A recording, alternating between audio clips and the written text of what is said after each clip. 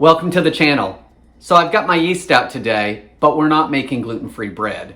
We're gonna make a gluten-free coffee cake that is yeasted. In fact, we're gonna make an orange cardamom yeasted coffee cake that is gluten-free. Orange and cardamom pair great together, so I thought it would be a good recipe to try and to give me some practice with using yeast for something besides bread. I'm Jamie with SavorySaver. I share gluten-free recipes, tips, tricks, and resources to make your gluten-free lifestyle easier. So let's get started. So guys, real quick before we get started, I did get this recipe off the Red Star Yeast website. I've been having really good luck with their gluten-free breads on the site recently. Tara and I have both really liked them and they're pretty easy to make. So I thought the coffee cake recipe would be a good one to try for something different. So there are quite a few ingredients, nothing super difficult to find. It is a lot of individual gluten-free flours, so it may be a recipe you want to try swapping out for your favorite gluten-free blend that already has xanthan gum in it. Only about 10 different steps. There are a couple that I'm going to say I'm not familiar with, and so I'm a little nervous about. So filming for you guys, of course, always helps you, I hope anyway, to see if it's a recipe you want to make, to see if I make any screw ups or if I just really find it easy. So we'll go all through that. I want to thank you guys for watching. So let's really get started now. So since this is a yeasted recipe, I always like to proof my yeast first. The recipe actually calls for dry active yeast, and I only have instant yeast in the fridge. That's what I keep on hand. So we're going to try it with that. It should still work. It just may rise faster than normal if you were using dry yeast. So I'm going to use 2 packets, and that's actually 4.5 teaspoons of yeast if you have a big jar of it like I do. Add that to some warm water. This is a this is a half a cup of warm water. It's about 115 to 120 degrees. I'm going to add 1/4 teaspoon of sugar, and that's going to help the yeast activate, give it something to eat. And give it a big stir. Now I'm just going to put this to the side for 5 or 10 minutes and let the yeast bloom. So let's get our flours ready while the yeast is proofing. In the bowl, I have 3/4 cup of each. Brown rice flour, white rice flour, sorghum flour. It also says you could use millet flour if you wanted to. Sweet rice flour, which is the same thing as glutinous flour and does not contain gluten, of course. I also have potato starch and tapioca starch. So we're gonna whisk all of this together. This is a recipe I'm using the mixer for, so I've got that out ready to go. So to the bowl of the mixer, I'm gonna add 2 cups of that flour. So here's the second cup. We are gonna put the rest to the side because we're gonna use it in a few minutes. Now I'm gonna add 2 teaspoons of xanthan gum and 1 teaspoon of cardamom. And cardamom is kind of like a fancy cinnamon. It's very aromatic. It's a little bit,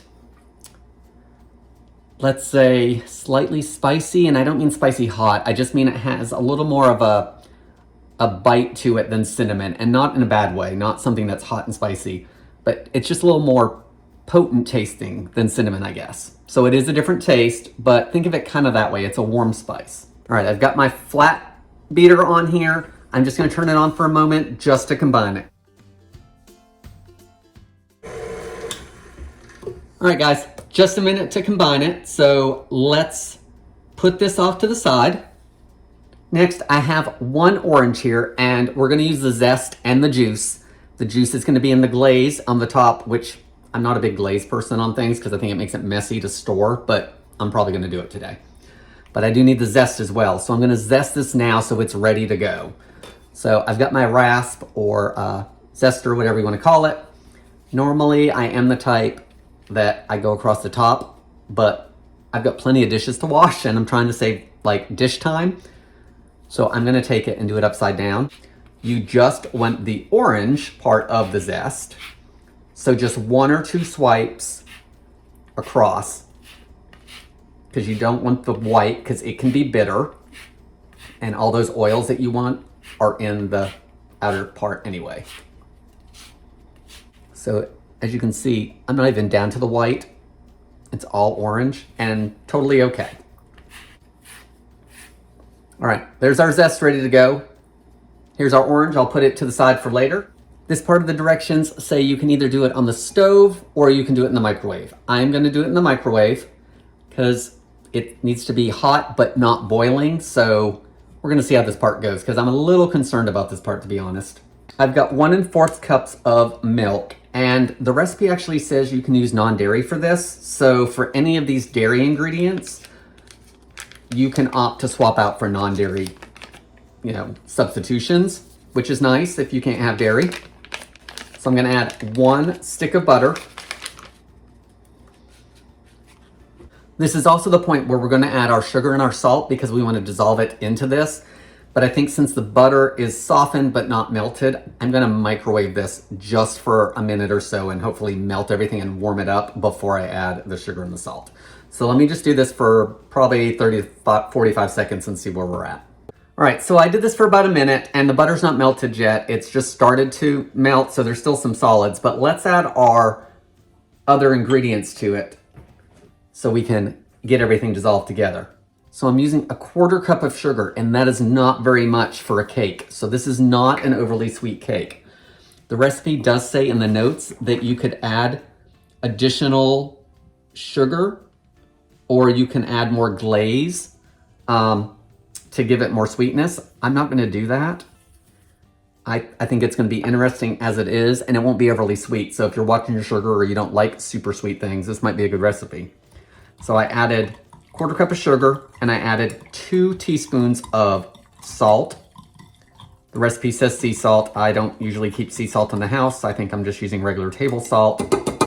All right, I'm just gonna keep heating this in 30-second increments until I can feel that everything is dissolved and that everything is hot, but not so hot that it's gonna boil. Okay, so it's all melted and it actually feels like it's pretty well dissolved. So that was quite a bit of liquid to the sugar amount and the salt. So it should have dissolved relatively quickly. And I'm gonna temp it. And the reason I'm doing this is because the next step we have to be a little careful with. So it's running right around 118 degrees. So let me show you the next step and we'll go through it probably a little slowly on my part, not on your part, because I wanna make sure I do it right and don't scramble anything. So the next part of the recipe involves 3 eggs in a medium bowl. And to the eggs, we're going to add all of that orange zest and 1 teaspoon of vanilla extract. So I'm gonna give everything a whisk. Now I'm gonna slowly and carefully add our butter and milk mixture to the eggs, but I don't want the eggs to scramble, of course. So I'm gonna try to do a slow, steady stream while I'm whisking just to keep anything from cooking. So fingers crossed, everyone.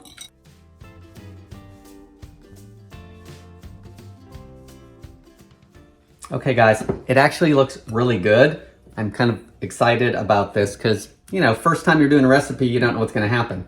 So let's temp it one more time because it says to let it sit until it's about 100 degrees.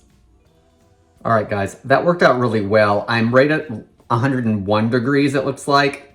It's still climbing a little bit, but not very fast. So it's probably not much more than 102 at the most. So let's put this aside for just a minute and go back to our mixer. Okay, I've transferred that egg and milk mixture back into this great big measuring cup because I'm gonna pour it into here in a steady stream as I'm mixing. So I'm gonna turn the mixer on to low. I'm gonna stream this in. I'm gonna let it mix until it's smooth. So once everything's pretty much in there, I'm gonna bump it up to medium once I think I'm not gonna splash it all over myself. So let's get it mixed in.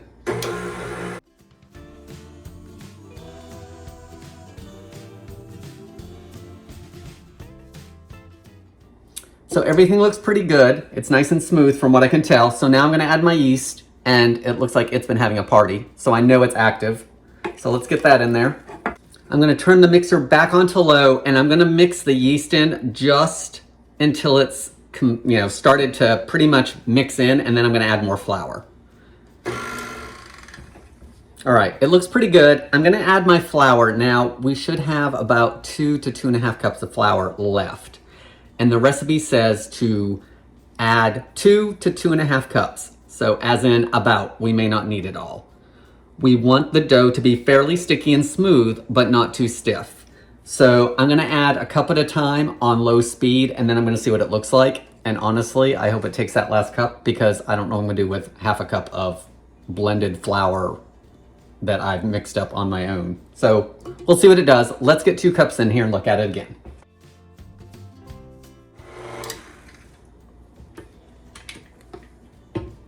Let's give the bowl a scrape. So there's 2 cups of flour in there. It is pretty smooth, but I think I'm gonna keep adding a little bit more flour because I don't know if I consider it too stiff or not. Let's do a little bit more in there.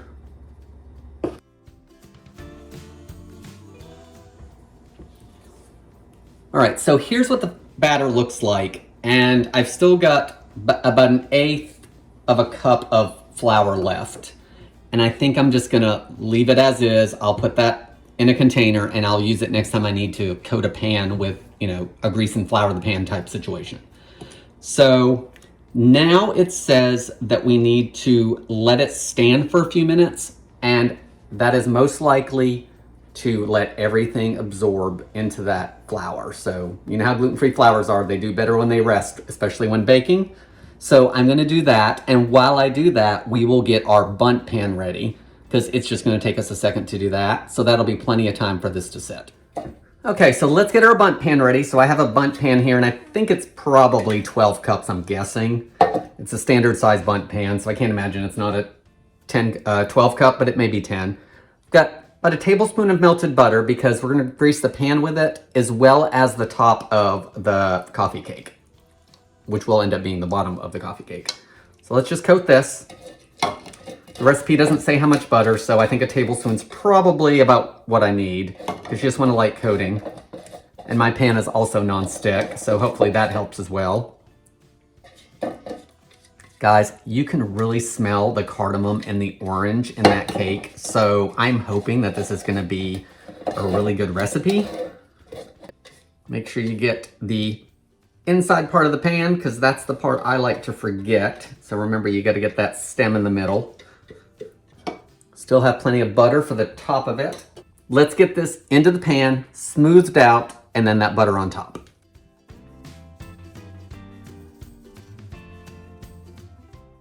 All right, let's get the rest of the butter on here. I'm just gonna drizzle it, and then I'm gonna brush it on as best I can, because we're actually gonna cover this with plastic wrap and additional cooking spray. So let's just do this. It should cover it.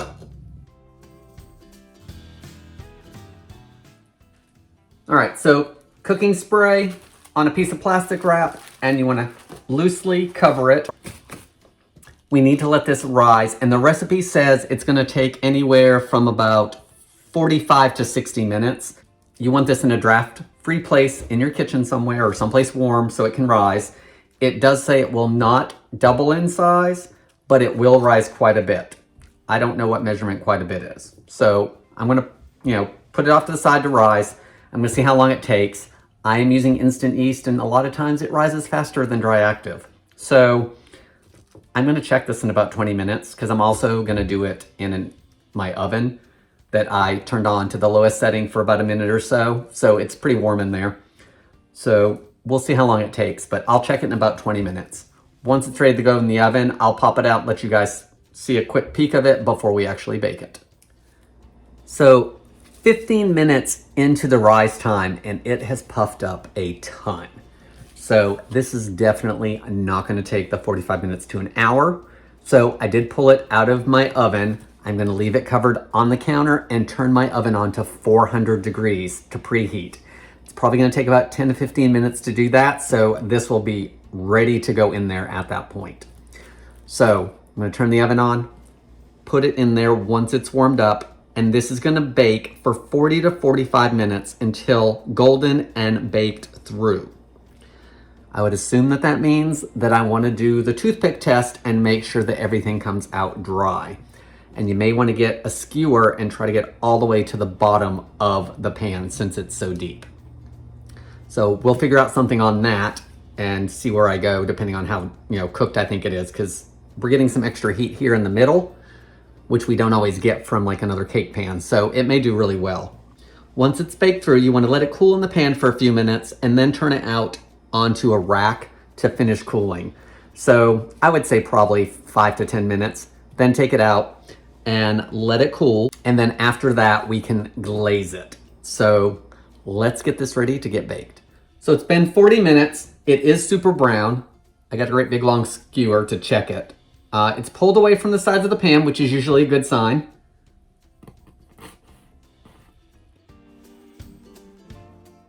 It looks like the bottom is a little gooey still. So I think what I'm gonna do is, because I don't want it to brown anymore, even if it is on the bottom, I'm gonna cover it with aluminum foil and I'm gonna put it back in for another 5 minutes. That'll bring it up to the 45 that the recipe suggests. And we will see what it looks like at the bottom of the pan at that point, as far as how much we're getting on the toothpick. All right, it's been another 5 minutes. Let's test this again.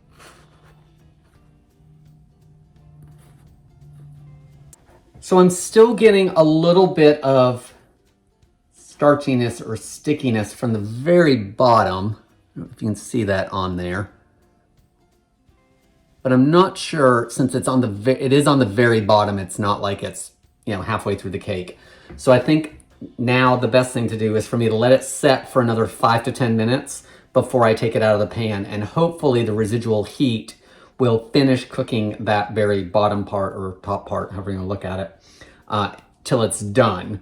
And then I'll try to take it out of the pan and let it cool completely. So once it cools, I will make the glaze. We'll do that. We'll put that on there and we will give it a taste.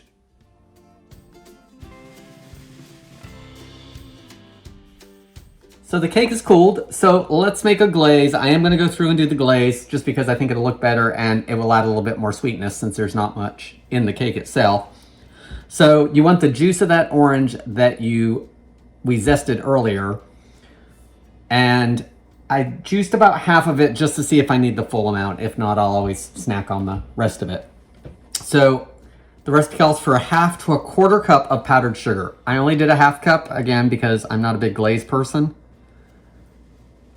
So that was probably a tablespoon or so of juice. Let's see what that looks like after I whisk it up. I'm gonna add just another couple drops.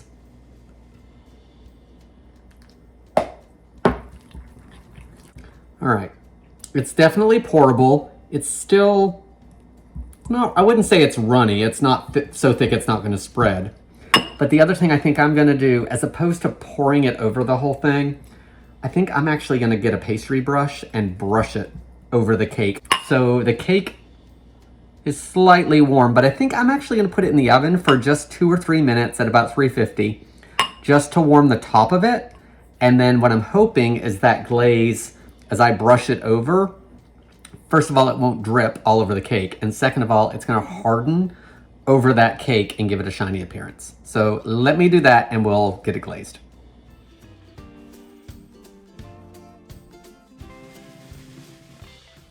So this is as glazed as it's gonna get for me, and it actually did what I wanted. So it's still a little bit of drip, but it all seems to be firming back up before it gets to the bottom. So we'll see if anything makes it to the bottom. But that's plenty glaze for me. I'm gonna let this set up, take a photo or two, and then we're gonna taste it. So our gluten-free orange cardamom coffee cake that is yeasted is done, glazed, and cooled. So I'm not gonna pick up the whole cake because it's a bundt cake and my luck, the thing will split and fall on the floor or something. So let's look at the cake. We'll see how close I can get you guys to it. It has a nice crumb. It does look cooked all the way through, and this is the only piece I cut, but I'm thinking, I looked at the inside of each side of the one piece I cut, and it does look cooked through, so I think we're good there. I don't like a whole lot of glaze, so I did 1/2 cup of powdered sugar and just a tablespoon or so of orange juice. I will eat the rest of the orange, and I already drank the extra juice. So let's try it. It's not overly sweet, so let's see how it is. So it is a denser cake, not in a bad way. So it's not that light, fluffy, like you want a white or yellow cake mix to, or cake to be. It is more like a, maybe a little less dense than a pound cake would be. It is definitely not a sweet cake. So if you wanted more sugar in it, you would definitely need to add it, or you would need to make sure that you glazed it a lot more. I really like that you can see the orange zest throughout it. I don't know if you can see it on camera, but I can definitely see the orange zest in it. The cardamom, I would actually go for a little more cardamom. It was only a teaspoon. I could probably say a teaspoon and a half would be good because I can taste it, but it's definitely in the background. I will say, I actually really like the bites with the glaze because you do get that little bit of extra sweetness bump that's not in the cake, and it's still not overly sweet. So let's talk about the recipe a little bit, just briefly. I really didn't have any problems with it. It does use a lot of gluten-free individual flours. So if you have a blend that you really like with the xanthan gum, I would use it. If you have a blend that you really like without xanthan gum, I would use it and add your xanthan gum per the amount in the recipe. Using yeast gave it a good rise. I actually like that. I've never done a yeasted kind of cake like this, whether it be gluten-free or not gluten-free. Rise time with the instant yeast was actually pretty quick, like 20 minutes. I took it out, I preheated the oven, I threw it in. So I saved a little bit of time there. It mixed well. Let's talk about storing this coffee cake and what you should do with it. I almost forgot to tell you guys about this. So it does say the cake is best day one. Very typical of gluten-free recipes. Sometimes I believe that, sometimes I don't. I've made recipes before that seem to store very well. This says to wrap leftovers to prevent them from drying out. Makes total sense, so make sure you use some, wrap it really well in plastic wrap. It also says you can cut the slices and freeze them individually, tightly wrapped in plastic wrap, and then in a zip top bag. That makes sense for lots of things, guys, as far as double wrapping, because you're preventing that moisture from getting to it. So I do like the idea of wrapping single pieces. I also think that maybe you wrap just, cut the cake in thirds or fourths and maybe do a bigger piece tightly wrapped and then in a zip top bag. That way there, when you take it out and it thaws, you have a couple pieces and not a bunch of individually wrapped pieces of bundt cake, because a bundt cake's pretty big, so it's gonna take up a lot of room in your freezer. So I kind of think freezing it in bigger chunks might be better. So if you like coffee cake, you want something different that maybe not everyone else is making because you're going to a church function or you're taking it to the office, or you want something gluten-free, it really doesn't taste gluten-free, guys. So it's a good flour blend to get that effect. So there's another coffee cake recipe to add to that gluten-free arsenal. Please leave me your comments below. Have you ever used cardamom? Do you like it? Do you not like it? Does the pairing between orange and cardamom, does it sound good to you? Leave me some comments below. Leave me your questions below. I do try to answer questions. And if I don't know the answer, try to direct you in the right direction. Direct you in the right direction. That sounds like a lot, but you know what I mean. In any case, I want to thank you so much for watching, and I hope to see you in the next video.